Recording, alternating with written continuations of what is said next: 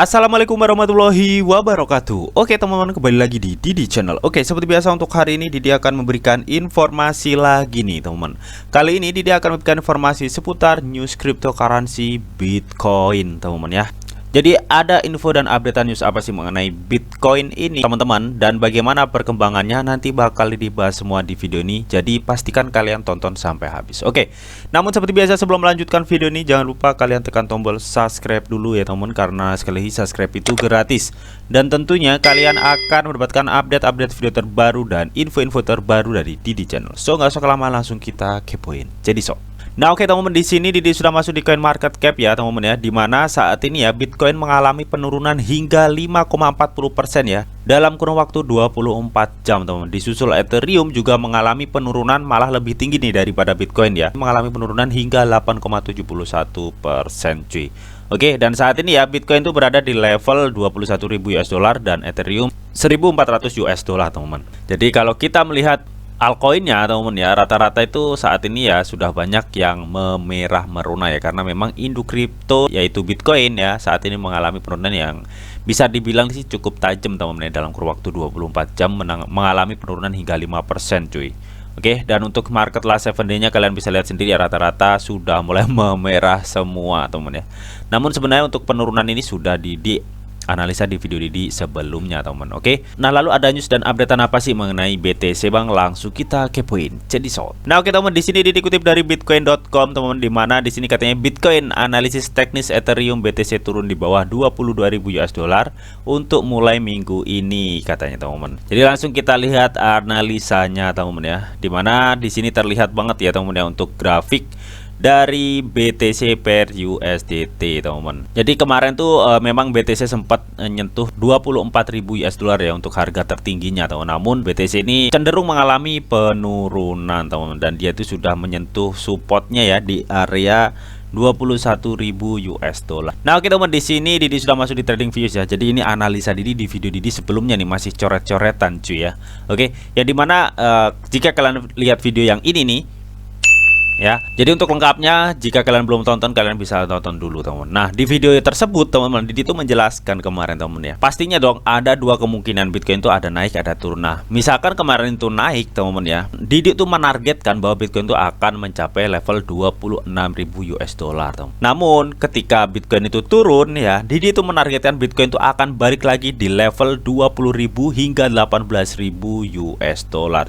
Dan ternyata benar ya, untuk grafik Bitcoin sempat nyentuh di area 20.000 US dollar cuy, dan balik lagi saat ini di level 21.000 US dollar teman-teman ya. Ya mudah-mudahan nggak sampai ke 18.000 US dollar cuy ya. Oke. Nah, kenapa Didi kemarin tuh sempat menganalisa mengenai penurunannya teman ya? Karena Didi tuh melihat bahwa kenaikan Bitcoin sampai ke 24.000 US dollar teman ya, itu tuh masih diambang ketar-ketir ekonomi global yang saat ini tuh masih belum sangat kondusif teman ya. Karena memang sudah ada perang mengakibatkan inflasi, Amerika terancam resesi ya, menaikkan suku bunga dan bla bla bla teman ya. Jadi masih banyak faktor ekonomi global yang sangat berdampak banget kepada market cryptocurrency dan ekonomi dunia teman. Meskipun sepositif apapun news di market crypto teman ya, ketika ekonomi global bergejolak ya tentunya ini sangat berefek banget ke dunia atau market cryptocurrency ya. Makanya kenaikan kemarin teman ya, jadi itu sebenarnya masih ketar-ketir nih ya, karena market dunia itu masih rancu ya, dan itu akan mengakibatkan masih adanya penurunan di market cryptocurrency teman. Dan ternyata benar ya, cryptocurrency mengalami penurunan. Oke.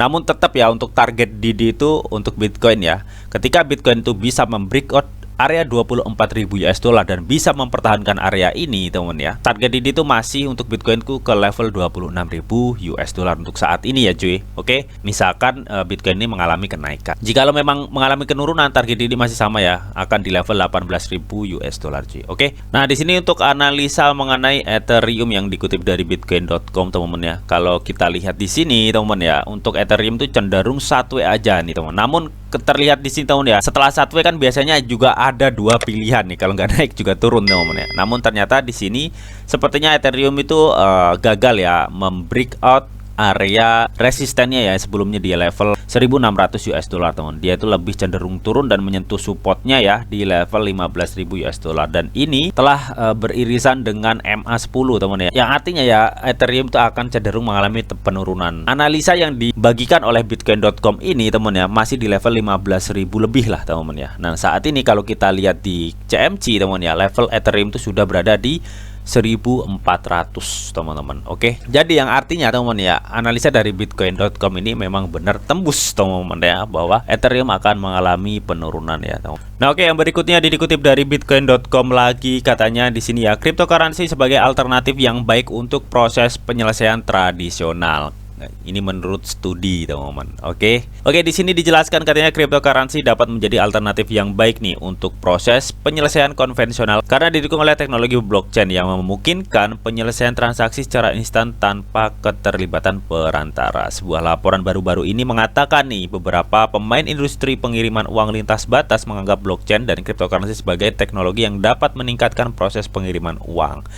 Jadi tampaknya teman-teman ya, dunia itu sudah mulai melek nih dengan teknologi blockchain teman ya. Kalau selama ini teman ya, kenaikan cryptocurrency ya di dunia investasi ya. Jadi ini banyak yang berspekulasi negatif banget ya, bahwa cryptocurrency itu akan mempercepat pemanasan global teman-teman ya. Itu yang dulu teman-teman ya. Namun seiring berjalannya waktu teman-teman ya, sudah banyak inovasi-inovasi yang mengcover isu-isu negatif tersebut ya. Seperti yang sudah dijelaskan di video di sebelumnya nih teman-teman ya, bahwa untuk penambangan Bitcoin yang katanya dulu bisa meningkatkan pemanasan global, yang ternyata penambangan Bitcoin saat ini ditaruh di tempat yang tepat teman-teman ya, yang dimana kemarin sudah pernah dibahas di video di sebelumnya, bahwa untuk dari gas suar teman-teman ya, itu dipakai untuk menambang Bitcoin. Oke, dan itu terbukti mengurangi kandungan metana di udara ya di beberapa kota di Amerika Serikat teman-teman ya, dan itu terbukti cukup ampuh mengurangi kandungan metana yang dapat meningkatkan pemanasan global.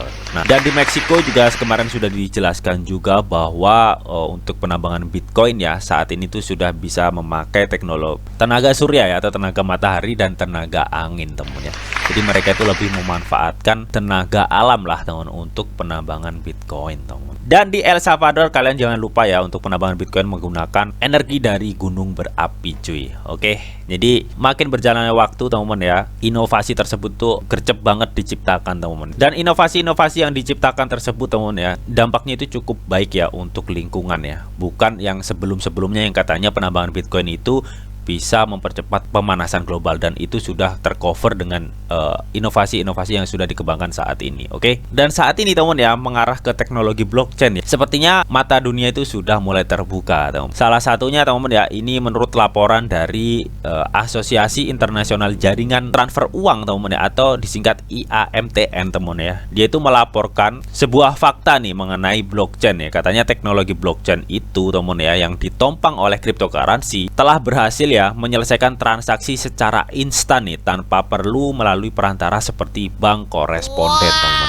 Menurunnya hubungan perbankan koresponden dan meningkatnya volume transaksi lintas batas ya, semakin menekankan pentingnya teknologi blockchain, karena tidak hanya menurunkan biaya pengiriman dana, tetapi juga membuat transfer uang lintas batas itu menjadi lebih cepat cuy ya. Oke, jadi sepertinya teknologi blockchain itu memang didesain untuk keuangan masa depan teman-teman ya, yang benar-benar menonjolkan sebuah desentralisasi, kecepatan dan keamanan teman-teman ya. Dan seiring berjalannya waktu, blockchain itu terus dikembangkan teman-teman, dan banyak sekali teknologi-teknologi yang tercipta dari blockchain itu teman-teman. Oke, dan saat ini ya, salah satu asosiasi internasional jaringan transfer uang atau IAMT, dia itu melaporkan bahwa intinya teknologi blockchain itu sangat dibutuhkan untuk menyelesaikan transaksi secara instan ya, tanpa perlu perantara seperti bank koresponden lah, intinya begitu teman-teman ya.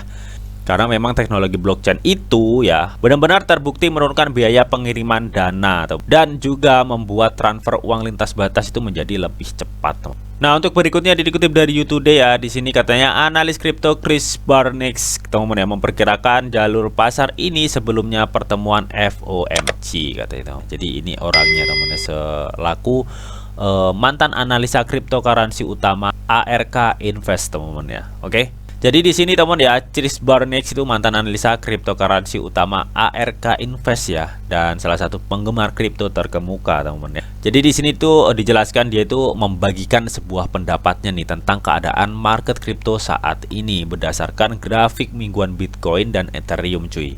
Nah, si Burnick ini telah menyimpulkan nih bahwa pasar yang telah pulih ya dalam beberapa minggu terakhir ini teman-teman ya, masih belum dalam kondisi yang menguntungkan katanya teman-teman. Oke.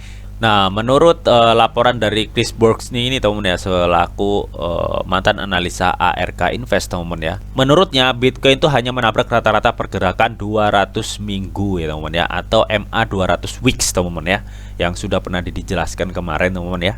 Katanya itu fakta bahwa ia gagal menembus meninggalkan pasar kripto di persimpangan jalan, bas melalui pembalasan atau kekalahan sementara katanya. Oke, jadi di sini teman ya, Chris Burnick ini teman ya men-share sebuah chart Bitcoin ya teman ya, yang menyentuh area MA 200 weeks teman ya. Oke. Katanya menurut si Burnick ini teman-teman ya, dia itu menyimpulkan pandangannya ya. Dia itu mengatakan bahwa tampaknya kita mendapat pelarian palsu nih cuy katanya teman-teman ya. Kita harus menunggu pukulan penghisap apakah Anda beruang atau banteng. Itu terjadi pada semua orang pungkasnya teman. Jadi memang kalau kita lihat di Bitcoin Rainbow Price Chart teman-teman ya, si Bitcoin ini teman-teman ya, ketika memang sudah menyentuh area dari blue pelangi ini teman atau rainbow teman-teman ya, si Bitcoin itu mengalami kenaikan teman-teman, dan dia itu terjun lagi ya, ketika menyentuh sudah blue dia mengalami kenaikan lagi, dan ini menyentuh blue dia sedikit demi sedikit mengalami kenaikan lagi teman-teman ya. Dan saat ini teman ya, Bitcoin itu berada di area blue lagi nih teman-teman. Kemarin tuh sempat mengalami kenaikan ya, hingga level 24.000 US dollar, dan karena ada tekanan ekonomi global yang cukup signifikan teman-teman ya, mengenai perang dan resisi inflasi teman-teman ya, serta kemarin yang terakhir dihebohkan dengan perusahaan Tesla yang menjual kepemilikan hingga 75% dari kepemilikan Bitcoinnya teman-teman ya. Tentunya berdampak banget lah kepada harga Bitcoin teman-teman. Oke. Dan menurut analisa dari Burnick teman ya, katanya kita itu mendapat pelarian palsu dari Bitcoin teman ya. Karena hal tersebut teman ya, kita itu mendapatkan pukulan penghisap atau bearish lagi terhadap cryptocurrency. Namun kalau kita melihat dari Bitcoin Rainbow Price Chart ini teman ya, memang saat ini ya, kalau kita melihat histori sebelumnya teman ya, ketika Bitcoin menyentuh area blue dari Bitcoin Rainbow ini teman ya, memang nggak serta-merta Bitcoin itu langsung ngepam ke atas sih ya. Dia itu cenderung lebih satu aja teman ya, sambil menunggu area halving di 2024 ya. Jadi dirasa teman ya, Bitcoin ini cenderung satu aja nih di sini. Mungkin nanti ada kenaikan teman ya, sekitar 2023 bulan 3 teman ya, dan dia turun lagi satu lagi teman ya, sampai dia menyentuh halving ya teman di 2024, dan mungkin 2025 si Bitcoin itu akan mengalami kenaikan ya, jikalau memang mengikuti histori sebelumnya, dimana setelah halving jarak sekitar 1 tahun pasti ada kenaikan cuy. Di sini di 2013 ya, setelah halving jarak pertengahan tahun dia ada mengalami kenaikan, dan di sini 2016 setelah halving ya, 2017-nya juga mengalami kenaikan teman-teman ya, dan di sini 2020 ada halving, 2021 dia mengalami kenaikan ya. Bisa jadi 2024 ya, setelah halving di pertengahan 2025 mungkin ada kenaikan juga teman ya. Oke, jadi kalau kita melihat histori dari Bitcoin, so untuk saat ini ya, Didi tetap positif untuk Bitcoin meskipun mengalami gejolak market yang cukup hebat teman-teman, karena memang sifat dari cryptocurrency itu memang fluktuatif teman-teman. Oke, namun bagaimana nih menurut kalian mengenai hal ini? Kalian bisa tuliskan pendapat kalian di kolom komentar. Oke, namun tetap di sini tuh ada disclaimer on bahwa untuk trading dan investasi di dunia cryptocurrency itu sifatnya sangat berbahaya atau sangat-sangat beresiko tinggi teman-teman. Jadi bijaklah kalian nih dalam mengelola atau memanajemen keuangan kalian.